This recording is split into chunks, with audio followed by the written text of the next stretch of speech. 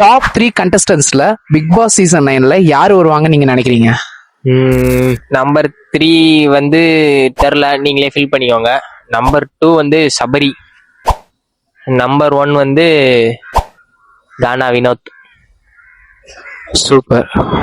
So என்னை பொறுத்த வரைக்கும் டாப் 3 வந்து பார்த்தீங்கன்னா தேர்ட் பிளேஸில் கமருதீன் சொல்லலாம்.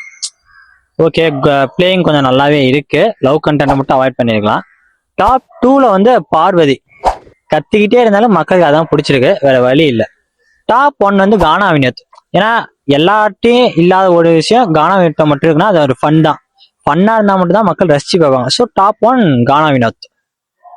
ஸோ டாப் 3 பார்த்தோன்னா வந்து கமருதீன் வரலான்னு நான் நினைக்கிறேன். பிகாஸ் வந்து ஏன்னா வந்து அவன் 18+ அதெல்லாம் வந்து தள்ளி வச்சானாவே வந்து வரலான்னு நான் நினைக்கிறேன். பாரு கிட்ட டிஸ்டன்ஸ் மெயின்டைன் பண்ணானா இன்னும் நல்லா வரலாம்.